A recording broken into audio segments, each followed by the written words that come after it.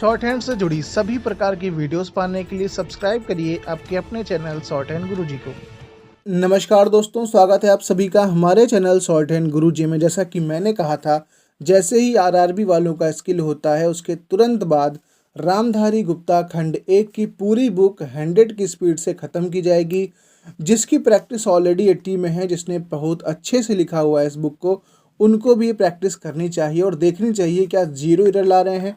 मेरा ये टारगेट है कि आप इसमें अगर बहुत अच्छे से अभ्यास कर चुके हैं तो ये मानिए कि आपकी अंडर 10 मिस्टेक्स आनी चाहिए इस स्पीड के साथ। अगर आप ये चैलेंज एक्सेप्ट करते हैं तो आपका बहुत ही ज़्यादा इम्प्रूव होगा शॉर्ट हैंड। बाकी इस सीरीज को आप लोग के सपोर्ट को देखते हुए ही आगे बढ़ाया जाएगा। अगर आप लोग कहेंगे तो ही आगे बढ़ाया जाएगा, अदरवाइज़ और टाइप के भी डिक्टेशन मेरे पास हैं, बहुत सारी मैगजीन्स हैं, मैं रैंडमली डिक्टेशन भी दे सकता हूँ। लेकिन मेरा ओपिनियन था, ये मेरा अपना मानना था कि अगर ये जो है बुक आप लोग कर लेंगे तो सभी के लिए बहुत ज़्यादा हेल्पफुल रहने वाला है।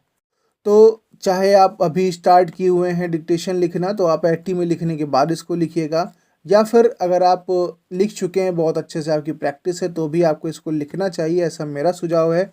और जो लोग ऑलरेडी 100 पे लिखते हैं उनको भी ये चीज़ देखना चाहिए कि कैसे उनकी एरर्स आ रही हैं, कैसे वो डील कर पा रहे हैं इस स्पीड को। वैसे मेरा मन तो था 120 की स्पीड से बोलने का, लेकिन क्योंकि मैंने एक पोल कराया था वहाँ पे 67% के आसपास लोगों ने कहा कि नहीं 100 ही रखिए, 120 वर्ड पर मिनट थोड़ा ज़्यादा हो जाएगा। इसलिए मैंने कहा ठीक है, वीडियोस आप लोग के लिए ही देनी है तो 100 वर्ड पर मिनट की स्पीड से रहेगा। और इस जो मैंने 100 वर्ड पर मिनट मेज़र किया हुआ है, इसमें कॉमा नहीं है, इसमें कोई भी पूर्ण विराम नहीं है, या फिर कोई भी योजक वगैरह नहीं काउंट हुआ है। सिर्फ शब्द शब्द आपको इस गति से मिलने वाले हैं, यानी कि 1 मिनट में पूरे पूरे 100 सिर्फ शब्द ही रहने वाले हैं।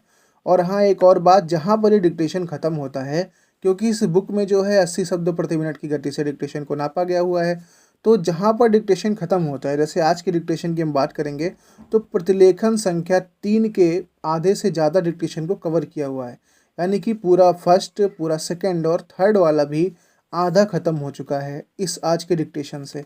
तो कल जो हमारा डिक्टेशन स्टार्ट होगा, या जो इसका सेकंड पार्ट आएगा, उसमें मैं डायरेक्ट 4 से नहीं स्टार्ट करूँगा, जहाँ पे ये एंड होगा उसी के जस्ट आगे से स्टार्ट करूँगा, ताकि आपका कोई भी शब्द, कोई भी वाक्यांश ऐसा ना रहे जो कि आपका इस बुक से बच जाए।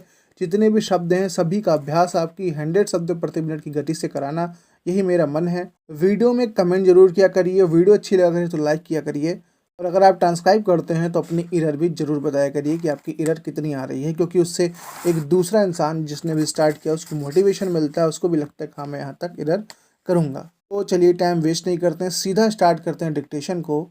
Ready, start.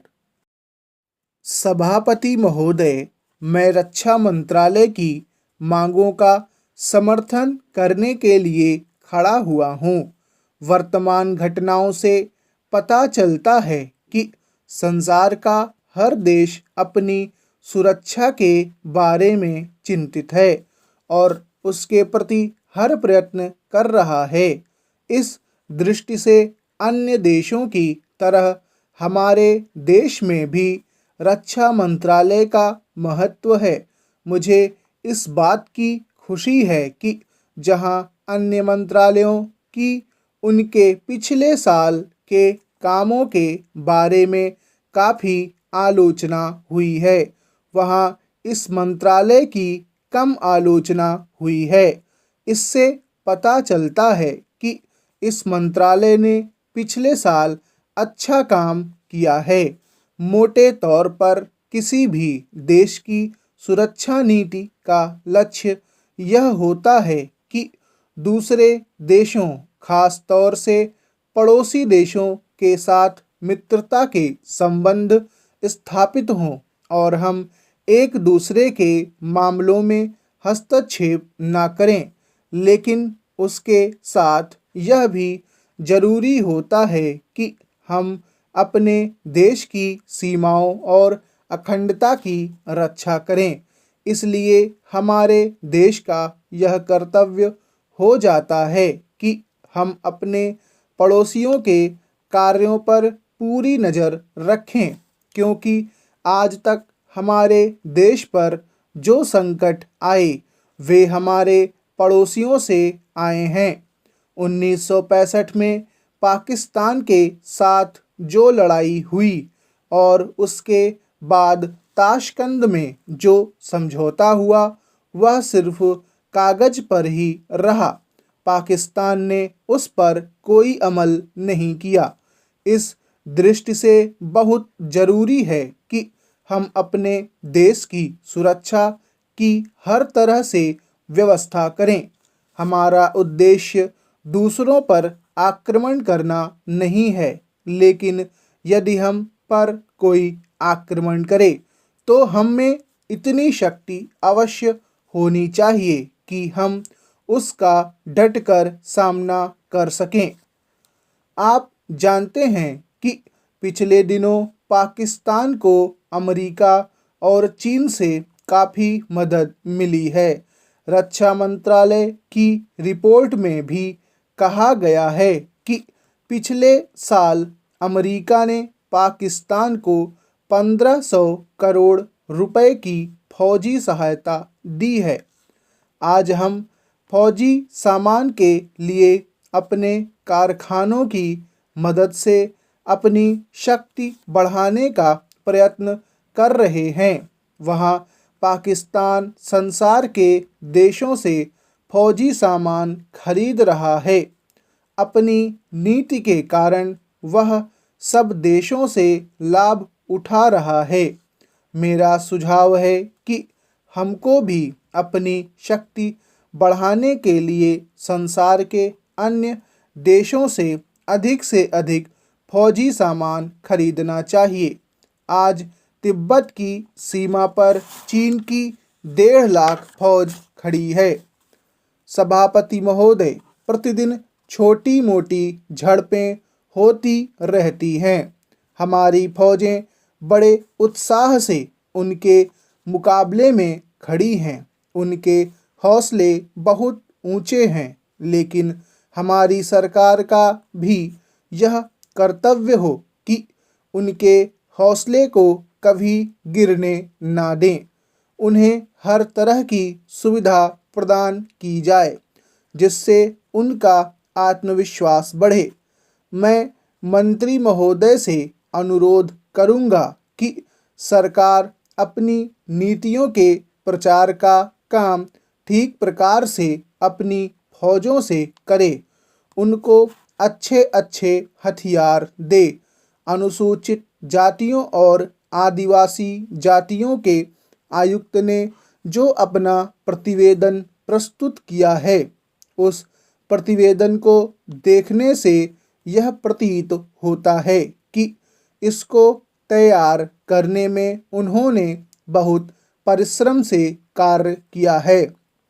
इसके लिए मैं उनको और उनके सहयोगियों को धन्यवाद देता हूँ, परंतु साथ ही साथ इस प्रतिवेदन के संबंध में कुछ आवश्यक निवेदन भी करना चाहता हूँ। पहली बात तो यह है कि इस प्रतिवेदन को देखने से ऐसा प्रतीत होता है कि इन कार्यों के लिए जिस धन का उपयोग होता है वह 3 साधनों से उपलब्ध होता है। केंद्र सरकार द्वारा, राज्य सरकारों द्वारा और कुछ गैर सरकारी संस्थाओं द्वारा। प्रतिवेदन के अनुसार जितना धन इन कार्यों पर व्यय करने के लिए दिया जाता है, उतना धन पूरी तरह से व्यय नहीं हो पाता। मैं यह नहीं कह सकता कि आवश्यकता से अधिक धन दिया जाता है या कार्यकर्ताओं को वह धन प्राप्त ही नहीं होता, जिसके कारण से वह बिना खर्च हुए बच जाता है।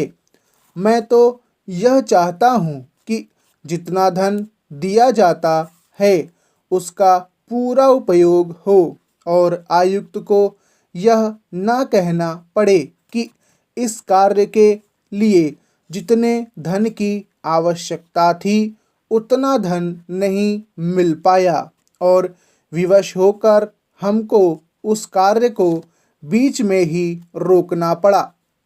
जहाँ तक राज्य सरकारों का संबंध है, बहुत सी राज्य सरकारें अभी तक इस कार्य में असावधानी से काम ले रही हैं और इस कार्य को उपेक्षा की दृष्टि से देखती हैं। आयुक्त ने इस बात की शिकायत की है कि बहुत सी राज्य सरकारों ने अनेक पत्र भेजने के बाद भी अभी तक अपनी रिपोर्ट नहीं भेजी है। मैं चाहता हूं कि सरकार इस तरफ निष्ठापूर्वक ध्यान दे। राज्य सरकारों पर दबाव डाला जाए कि वे इस दायित्व के प्रति सचेत हों और आयुक्त को उनके कार्य में पूरा सहयोग प्रदान करें। सभापति महोदय, किसानों की उपज की आप न अधिक कीमत दे सकते हैं, न अधिक उपजाने के लिए जो साधन देश में उपलब्ध हैं उनकी तरफ आपका ध्यान जा रहा है। जो कुछ आप कर रहे हैं उससे कोई अच्छा भविष्य नजर नहीं आ रहा है। मैं यही कहना चाहता हूं कि आप देखें कि आपके कार्यक्रम में कहाँ त्रुटि है, कहाँ कमी है। आपने कर लगा रखे हैं, आपने जो कर लगाए हैं वे तो लगाए ही हैं। हमारे प्रदेश में तो जमीन पर 25% ज़्यादा कर भी लगा दिया गया है।